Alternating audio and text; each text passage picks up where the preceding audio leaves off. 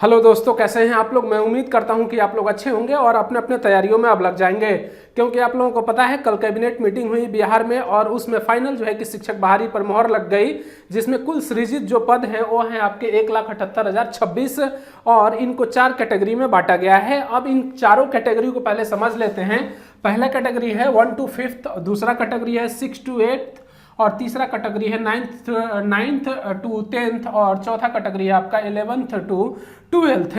यानी कि 4 कैटेगराइजेशन में इसको जो है कि कैटेगराइज किया गया है। और इसमें अगर मैं बात करूं कि 1 to 5th में जो है आपके कुल सृजित जो पद हैं 85,477 कुल सृजित पद हैं। इनके वेतनमान की अगर मैं बात करूं तो 44,130 रुपये जो है कि आपका वेतनमान है। अगर इनका बेसिक अगर मैं बात करूं तो 25,000 के आसपास है, जिसमें टीए चारे वगैरह जोड़कर जो है कि ये 44,000 के आसपास जो है कि आपका पहुंच जा रहा है। अब 6 से लेकर 8 तक की अगर मैं बात करूं तो कुल पदों की संख्या 1745 है। इसमें अगर मैं बात करूं जो वेतनमान है 49,050 रुपये है। ठीक है, इसके अलावा 9 से लेकर 10वां तक की अगर मैं बात करूं तो 31,186 जो है कि कुल पद इसमें सृजित किए गए हैं। इनकी वेतनमान की अगर मैं बात करूं तो 53,970 आपके हैं। इसके अलावा अगर मैं बात करूं कि 11th से लेकर 12th तक का इसमें टोटल जो पद की संख्या है अगर मैं बात करूं तो 57,618 कुल पद हैं और इसका वेतनमान 55,610 रुपये है। अब देखिए अगर मैं बात करूं कि प्राइमरी अगर मैं बात करूं तो 1 to 5th और 6 to 8 दोनों का मिलाकर 87,222 जो है कि आपके पोस्ट हैं और 9th से लेकर 12th तक की अगर मैं बात करूं दोनों को मिलाकर 90,804 पोस्ट टोटल सृजित किए गए हैं। ये आपका सृजन पद है जो चारों कैटेगरी में बांटा गया है।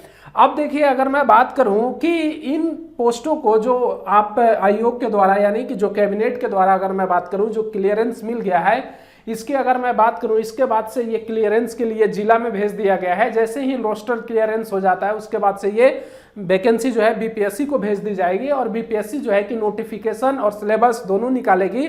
उसके बाद से इसका एप्लीकेशन फॉर्म का जो डेट पीरियड रहता है 1 मंथ का वो भरवाएगी इस दौरान। उसके बाद से इसका पेपर डेट आपका उसी के दौरान टेंटेटिव दे सकती है या बाद में अनाउंस कर सकती है। उसके बाद से इसका जो है कि पेपर होगा और पेपर होने के बाद से आपका जो है कि आंसर की आएगा, आंसर की के बाद से फाइनल आपका रिजल्ट जो है अनाउंस कर दिया जाएगा। ये टोटल प्रोसेस हो गया आपका। अब देखिए इसमें 2 बातें आपको समझनी बहुत जरूरी हो जाती है। पहला क्या कि बहुत सारे छात्र जो है कि बीएड वाले हैं जो लेकर काफ़ी परेशान हैं, तो मैं उनको बता दूं कि उन्हें चिंता करने की कोई ज़रूरत नहीं है। वो 1 से लेकर 5th तक एलिजिबल हैं, चाहे वो डीएलएड हो या बीएड हो, दोनों की अगर मैं बात करूं। और मैं उनसे कहूँगा कि अगर वो टीचर एलिजिबिलिटी टेस्ट पास किए हुए हैं, टेट पास किए हुए हैं, तो वो इसको जो है कि आसानी से भर सकते हैं। इसमें कोई दो राय नहीं है, उनको किसी भी प्रकार की चिंता करने की जरूरत नहीं है। देखिए चिंता है क्योंकि सुप्रीम कोर्ट में मामला है, लेकिन मेरा ये मानना है या अन्य अगर मैं बात करूं अन्य सोर्स की अगर मैं बात करूं तो वहां से भी जो खबर मिलकर आ रही है कि भाई इसमें बाहर नहीं किया जाएगा, तो आप लोग को चिंता नहीं करना है, इसमें रहेगा ही रहेगा आपका प्राइमरी में। क्योंकि टीचर बहाली में अब बीएड को रखना इनके लिए बहुत अनिवार्य हो गया है, क्योंकि इनका मुद्दा है और मुद्दा जो है कि मेन बात है इलेक्शन का, और इलेक्शन में इन्हें जीतना है। तो सबसे पहले इन क्षेत्रों की अगर मैं बात करूं 1 to 5th और 6 to 8 में, 6 to 8 में तो ऑलरेडी है, लेकिन प्राइमरी में जो है कि आपका दिक्कत है, तो इसमें भी जो है कि आपका बीएड रहेगा ही रहेगा, इसमें किसी भी प्रकार की दिक्कत नहीं हो सकती है। इसके बाद से अगर मैं बात करूं तो ये आपके सब्जेक्ट वाइज होंगे, तो सब्जेक्ट वाइज आपको देख लेना है। अगर आपका सब्जेक्ट जो है ग्रेजुएशन में है ये तो आप आसानी से भर सकते हैं, अदरवाइज जो है कि आप नहीं भर सकते हैं। तो ये बहुत जरूरी हो जाता है आपके लिए कि आपने बीएड किया हुआ है, ग्रेजुएशन भी किया हुआ है, तो आप आसानी से चीज़ों को फिल कर सकते हैं। तो मैं उम्मीद करता हूं कि ये चीज़ समझ गए होंगे। अब देखिए मेरे प्यारे दोस्तों, रही सिलेबस की बात, तो सिलेबस में 3 पोर्शन आपके मेजर हैं जो आपको देखना चाहिए। सबसे पहले सीडीपी, उसके बाद से मैथ, उसके बाद से अगर मैं बात करूं जीके और जीएस। ये 3 पोर्शन आपको मेजर अभी से पढ़ना चाहिए।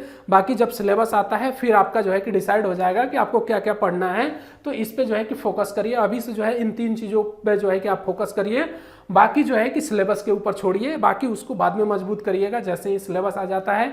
और इसी महीने के अगर मैं कहूँ कि लास्ट जो है कि मई तक आपका जो है कि फॉर्म का डेट, फॉर्म हालांकि फॉर्म भरा जाने लगेगा ना मई के लास्ट तक आपका, यानी कि उसका सारा चीज़ जो है कि आपके सामने होगा इसी मई महीने के अंत तक। तो मैं यहाँ पर लिख दूँ आप लोगों के लिए कि मई महीने के अंत तक आपका जो है कि इसका फॉर्म जो है कि फिलअप होने लगेगा, यानी कि फॉर्म आपका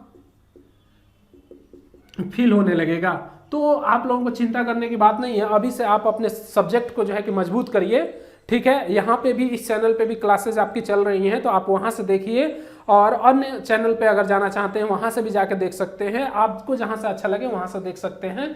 लेकिन इसकी अगर मैं बात करूँ तो बीएड वाले छात्रों को कतई से कतई डरना नहीं है, क्योंकि उनका जो है कि इसमें अगर फॉर्म भर गया, फॉर्म भरने से पहले अगर मैं कहूँ कि अगर जजमेंट आता है कि नहीं बीएड अलाउड नहीं है, ठीक है, तो मान्य होगा। लेकिन अगर फॉर्म भरने के बाद से अगर आता है जजमेंट तो अलाउड होगा, तो आपको कोई चिंता करने की बात नहीं है, ठीक है। तो आज के लिए इतना ही, मिलते हैं अगले वीडियो में, तब तक के लिए जय हिंद।